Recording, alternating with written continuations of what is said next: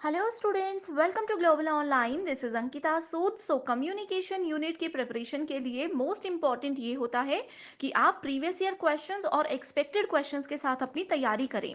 इसीलिए स्टूडेंट्स, आज की सीरीज में आपके लिए मैं बहुत ही ज़्यादा इंपॉर्टेंट क्वेश्चंस की सीरीज लेकर आई हूँ, जो कि as it is upcoming examination में पूछे जा सकते हैं। हमेशा की तरह हर एक क्वेश्चन के आंसर के साथ आपको एक्सप्लेनेशन भी दी जाएगी, ताकि आप सबके सारे कॉन्सेप्ट्स आसानी से क्लियर होते रहें। तो चलिए फिर सेशन पर आगे बढ़ते हैं।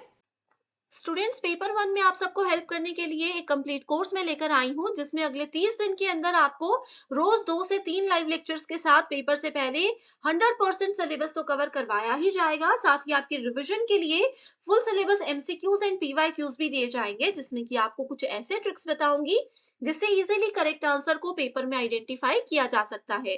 फाइनल प्रिपरेशन के लिए अपडेटेड मॉक टेस्ट है and 5000 plus MCQ question bank है, जो कि एक्सप्लेनेशन के साथ आपको मिलेगा। एंड यकीन रखिए कि इसमें से एज इट इज सवाल पेपर में आपको देखने को मिल सकते हैं। लिमिटेड पीरियड के लिए ये डिस्काउंट आपको दिया जा रहा है। इसके लिए आपको गिवन नंबर्स पर व्हाट्सएप के थ्रू कॉल या मैसेज करके पूरी जानकारी लेनी है। साथ ही स्टूडेंट्स, फ्री वीडियोस और मॉक टेस्ट के लिए ग्लोबल ऑनलाइन ऐप को डाउनलोड कीजिए। स्टोर सेक्शन पर सर्च बार में आपको लिखना है कोर्स का नाम। कंटेंट पर जाते ही आप देखोगे कि यूनिट वाइज फोल्डर्स हैं, जिससे कि आप कभी भी किसी भी यूनिट से अपनी रिवीजन को स्टार्ट कर सकते हो। आपके स्टेट के अलावा अदर स्टेट्स के पीवाईक्यूज भी हम आपको देते हैं प्रैक्टिस के लिए, ताकि आपको अपकमिंग एग्जामिनेशन के लिए एक आइडिया मिल जाए कि किस लेवल के सवाल पूछे जा रहे हैं। तो ये एक ऐसा कोर्स है जो डेफिनेटली स्टूडेंट्स आपको एग्जाम क्वालिफाई करने में हेल्प करेगा। First question is, in communication, denotation is the level of what? So denotation एक बैरियर होता है कम्युनिकेशन का, जो कि किसी भी टर्म का कॉमन मीनिंग या फिर लिटरल मीनिंग हमें बताता है। सो ऑप्शंस में दिया गया है बिलीफ, कॉन्ट्रास्ट, डिस्क्रिप्शन और डिसेंट। अब देखो, मैंने बताया कॉमन मीनिंग, तो असहमति होगी नहीं। कॉमन मीनिंग में विश्वास भी नहीं होगा। कॉन्ट्रास्ट मतलब उसका उल्टा, जो भी गलत है। सो इसलिए करेक्ट आंसर है डिस्क्रिप्शन। ठीक है, डिनोटेशन किसी पर्टिकुलर वर्ड का डिटेल हमें बताता है। जैसे अगर मैं आप लोगों को एप्पल बोल दूं और ये भी बता दूं कि ये एक फ्रूट है, तो मैंने क्या किया, इसका एक डिस्क्रिप्शन, एक डिनोटेटिव मीनिंग आप लोगों को बता दिया। सिमिलरली हमारे पास कॉनोटेशन एक टर्म होती है, जो कि किसी चीज का कल्चरल मीनिंग बताने में हमें हेल्प करती है। Next question is, according to some experts like Marshall McLuhan, the following are considered as hot media. So hot media क्या होता है? देखो, एक ऐसा मीडिया होता है जिसमें बहुत सारी इंफॉर्मेशन बहुत कम लोगों के बीच में शेयर की जाती है, लेकिन क्या होता है, लोग बहुत कम है लेकिन इंफॉर्मेशन बहुत ज्यादा दी जाती है। ठीक है, इसमें एक कीवर्ड है जो कि ये है कि ये हमारी सिर्फ 6 सेंस में से सिर्फ 1 सेंस को ही एक समय पे इस्तेमाल करता है। जो चीज जिस पर्टिकुलर टाइम पे होनी है, उसी पर्टिकुलर टाइम में इसको फॉलो किया जाना चाहिए। ये होती है हॉट मीडिया की डेफिनेशन। सो पहला एग्जाम्पल है टेलीफोन। सो देखो, टेलीफोन क्या है, ये कूल मीडिया है। Okay, second we have television. Television भी कूल मीडिया है। Then we have radio. Radio हमारे पास हॉट मीडिया होता है, जिसमें एक जगह पर कम लोग ज्यादा लोगों को बहुत ज्यादा इंफॉर्मेशन दे देते हैं। देन वी हैव सिनेमा या मूवीज, ये भी हॉट मीडिया है। देन वी हैव प्रिंट, ये भी एक हॉट मीडिया होता है। सो सी, डी एंड ई आप देख सकते हो, करेक्ट आंसर होगा option number 3। Next is the science of studying the feedback system in humans, animals and machines is described as। feedback system बहुत इंपॉर्टेंट है कम्युनिकेशन में। अब हम एनिमल से भी फीडबैक लेते हैं, है ना, समझते हैं क्योंकि वो हमारी लैंग्वेज को। तो इस सिस्टम को क्या कहा जाता है? इसको कहा जाता है feedback science. No. Experience study बिल्कुल भी नहीं। मैसेज ह्यूरिनेटिक्स बिल्कुल भी नहीं। एंड साइबरनेटिक्स, तो ये बिल्कुल सही ऑप्शन है। साइबरनेटिक्स ही टर्म है जिसकी एज इट इज डेफिनेशन दी गई है। Symbols provide meaning when used in. अब देखो, आप सिंबल्स के साथ बात कर रहे हो, अब सामने वाला उन सिंबल्स को कब समझेगा, ये इसमें पूछा गया है। कॉन्ट्रास्टिंग स्टाइल, जब आप कुछ किसी उल्टे तरीके से वो प्रेजेंट करोगे। रैंडम ऑर्डर में प्रेजेंट करोगे। नॉन स्पेसिफिक कॉन्टेक्स्ट या फिर स्पेसिफिक कल्चरल कॉन्टेक्स्ट। सो यहाँ पर करेक्ट आंसर क्या होगा? एक अगर सांस्कृतिक संदर्भ में आप बता रहे हो, जैसे अगर हिंदी में आप कुछ चीज बता रहे हो, सामने वाले को हिंदी आती है, तो ही वो आपके सिंबल्स को समझ पाएगा। इसीलिए इसको कहा जाता है specific cultural context. Next is the hot medium is characterised by what. देखो, अभी मैंने ये डिटेल में आपको बताया, नॉन मैकेनिकल कंपोनेंट नहीं। लो ऑडियंस होती है हॉट मीडिया में, बिल्कुल लो ऑडियंस होती है। It envelopes only one sense. एक ही सेंस को यूज किया जाता है। बहुत ज्यादा इंफॉर्मेशन सप्लाई होती है, बहुत ज्यादा इंफॉर्मेशन शेयरिंग होती है, बिल्कुल सही। हाई ऑडियंस अगर हो तो ये होता है cool media. So correct answer क्या है? B C and D. B C and D, that means option number B is the correct answer. Hot and cool media में इसके अलावा कुछ नहीं आएगा। 2 क्वेश्चन से आपके सारे कॉन्सेप्ट क्लियर हो गए। Next question is people perceive the communicated messages according to their. अब एक पर्सन को आपने कोई मैसेज दिया, दूसरा पर्सन उसको समझ रहे हैं, कैसे समझेंगे? ऑफिशियल स्टेटस से? बिल्कुल भी नहीं। कल्चरल वैल्यू, सांस्कृतिक मूल्य बहुत इंपॉर्टेंट है कम्युनिकेशन में, या फिर वो अपनी तरफ से इमेजिन करके उस बात को समझ लेंगे, या फिर सिमेंटिक गैप्स। गैप्स जहां पर है वहां पे कम्युनिकेशन कभी नहीं हो सकता। और कल्चरल वैल्यूज एक कम्युनिकेशन को और भी ज्यादा बेहतर बनाने में मदद करती हैं। The doctrine of individualism, the political concept of communication is identified as what? So इसको क्या माना जाता है? Formula, economic indicator, institutional background, या फिर आइडियोलॉजी?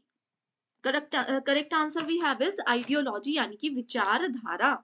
ओके, यहाँ पर कीवर्ड यही है कि जब भी हम इंडोक्ट्रिनेशन की बात करते हैं, खास तौर पर पॉलिटिकल कॉन्सेप्ट में, तो गो फॉर आइडियोलॉजी हमेशा। Next is which of the following is excluded from the list of communication barrier? Communication barriers, communication में बाधाएं होती, physical barrier भी होता है, semantic भी होता है जो कि शब्दार्थ जिसको बोलते हैं, philosophical या फिर psychological। देखो मनोविज्ञानी किसी का लेवल ही उतना नहीं है, छोटे बच्चे को यूजीसी नेट पढ़ाओगे तो वो समझेंगे? कभी भी नहीं। तो करेक्ट आंसर है philosophical barrier is the correct answer. Okay. Next is which of the following are forms of traditional media of communication? So संचार का पारंपरिक माध्यम कौन सा है? It is street demonstration नहीं। यक्षगान, यक्षगान एक आर्ट होता है जिसमें शब्द, सिंबल्स, म्यूजिक, ये सब चीजें आती हैं, बिल्कुल सही होगा ये। कठपुतली, क्या कठपुतली से ट्रेडिशनल तरीके में लोगों को चीजें बताई जाती थी? हरी कथा या फिर फिल्मी डांसेस? तो फिल्मी डांसेस तो बिल्कुल नहीं है। करेक्ट आंसर होगा B C and D, that is option number 2। सबकी मीनिंग आपको पता है। इमेजिन करो पुराने जमाने में कम्युनिकेशन ऐसे दिया जाता था, लोगों को कोई नई चीज ऐसे बताई जाती थी। People who help in the transmission of messages, for example reporters or copy editors is known as। अब देखो रिपोर्टर्स क्या करते हैं? एक्चुअल मार्केट से न्यूज उठाते हैं और ऑडियंस तक पहुंचाते हैं। तो वो क्या है? कैरियर है? नहीं है। ट्रांसपोर्टर्स हैं? बिल्कुल भी नहीं। मीडिएटर्स या फिर रिलाय पीपल। मीडिएटर्स वो होते हैं एक पर्सन जो बात यहाँ से वहां एक छोटे लेवल पर पहुंचाता है, लेकिन यहाँ पर बड़े लेवल पर बात की गई है, तो रिलाय पीपल होगा जिन पर हम निर्भर करते हैं। सो करेक्ट आंसर इज 4।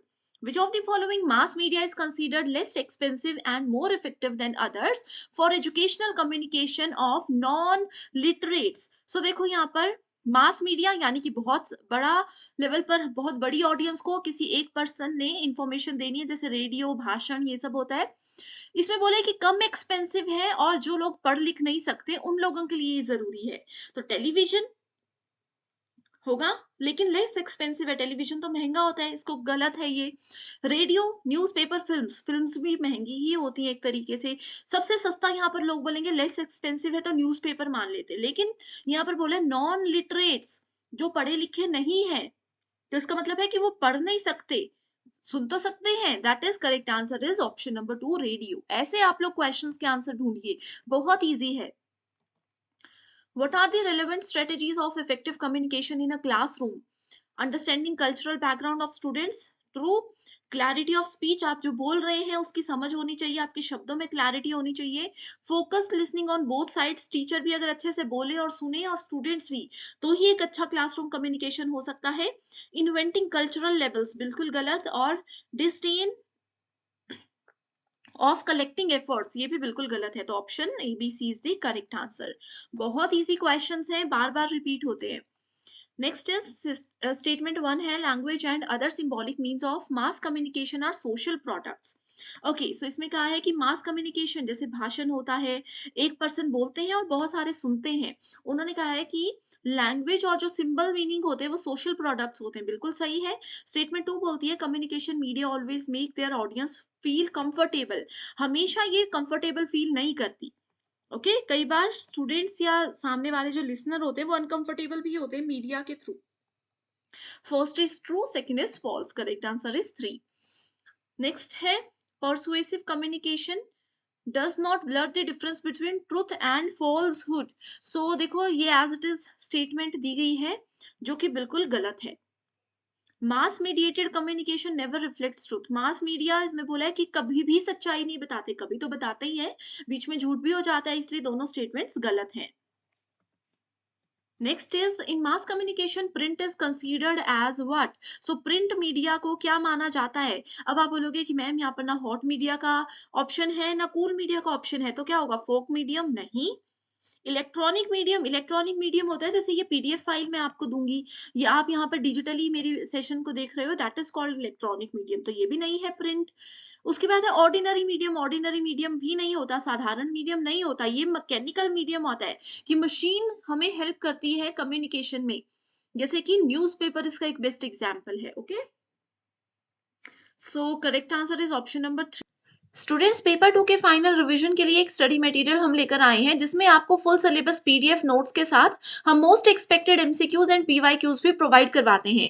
जो भी सब्जेक्ट्स अवेलेबल है आप यहाँ पर देख सकते हो। ये स्टडी मटेरियल ना सिर्फ आपको आपका जेके सेट एग्जामिनेशन बल्कि इसके अलावा इंटरव्यू में भी बहुत ज्यादा हेल्प कर सकता है। इन व्हाट्सएप नंबर्स पर आप इजिली कॉल या मैसेज करके इसकी पूरी जानकारी ले लीजिए। So thank you so much everyone for watching this video and I wish you all the